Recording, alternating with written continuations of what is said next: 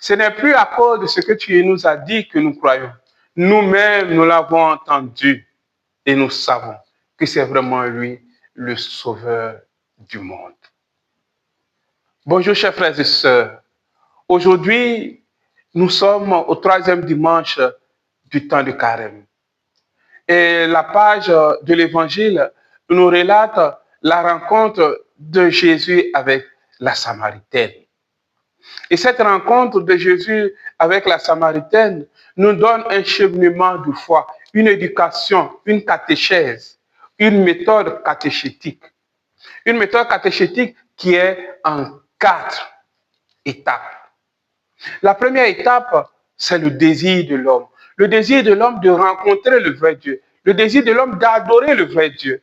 Dans cette page de l'Évangile, à travers les réponses de la Samaritaine, se manifeste ce désir qu'elle a d'adorer le vrai Dieu. Oui, vous dites que bon, nous, nos pères ont toujours adoré ici. Mais vous, les Juifs, vous dites qu'il faut aller à Jérusalem. Mais quand le Messie viendra, il nous dira où nous devons adorer. Elle a le désir de rencontrer Dieu, le désir de faire la volonté de Dieu, le désir d'adorer le vrai Dieu. Et c'est la première étape, le désir. La deuxième étape, c'est l'initiative de Dieu. Dieu qui prend l'initiative de nous rencontrer. À ce puits-là, c'est Jésus qui prend l'initiative de lui enseigner qu'il est le Sauveur, qu'il est la source d'eau vive. Jésus prend l'initiative. C'est Dieu qui prend l'initiative de se révéler à nous.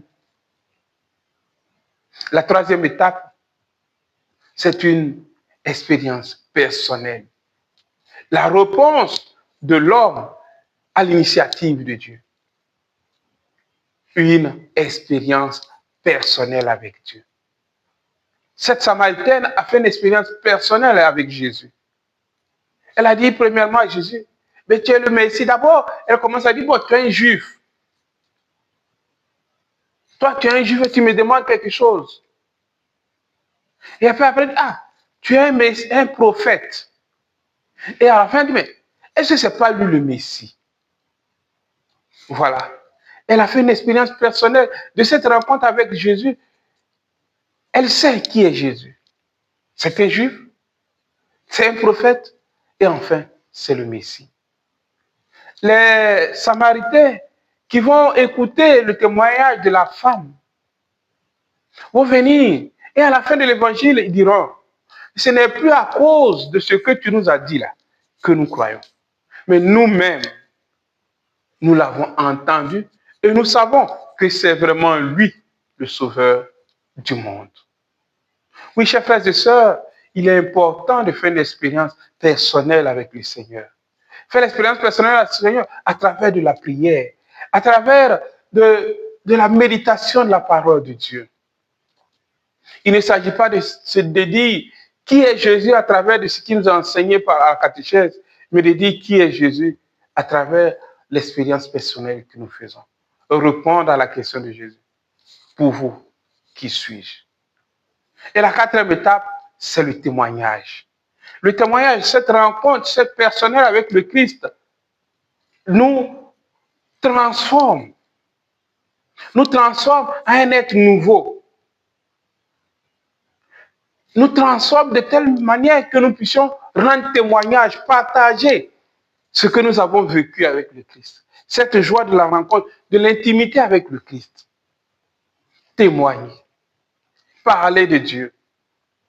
Témoigner de Dieu autour de nous. La Samaritaine elle est allée auprès de ses frères pour parler de ce Jésus.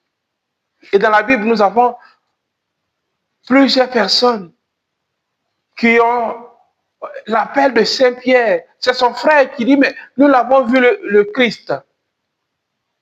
À Nathanaël, Philippe lui dit, mais nous avons rencontré celui dont parlent les Écritures. 30 témoignages après une expérience personnelle. Et oui, chers frères et sœurs, l'activité d'aujourd'hui, c'est de se poser la question. Quel témoignage de vie chrétienne nous donnons autour de nous? Et surtout, quel témoignage les gens ont de notre vie chrétienne. Dans cette part de l'évangile, on parle du puits de Jacob. Puits de Jacob. Jacob est mort, mais son nom est resté. Puits de Jacob. Mais aussi, c'est ça notre vie chrétienne. Qu'est-ce qu'on retiendra de nous après notre mort? Ou quel est le témoignage que nous donnons autour de nous? Et j'ai souvent l'habitude de dire aux parents, quand vous vivez, vivez de telle sorte que demain, vos enfants n'aient pas honte de vous avoir comme père ou mère. Qu'on parle des valeurs que vous avez vécues. Non pas seulement de ce que vous avez, des constructions, mais qu'on puisse dire, mais celui-là ou celle-là, c'était une bonne personne. C'était un homme charitable. C'était une femme charitable. Une femme qui aimait le prochain. Mais toi, autour de toi, est-ce qu'on te reconnaît comme vrai chrétien? Est-ce que tu agis comme vrai chrétien? Que le Seigneur nous aide, chers frères et sœurs, à ne pas être des chrétiens païens, mais des chrétiens qui ont une relation personnelle avec le Christ et qui en témoignent par la parole et leurs actes autour d'eux. Bon dimanche à tous et que Dieu vous bénisse. Et bon chemin à tous ceux qui seront baptisés au cours de cette année. Que Dieu vous bénisse.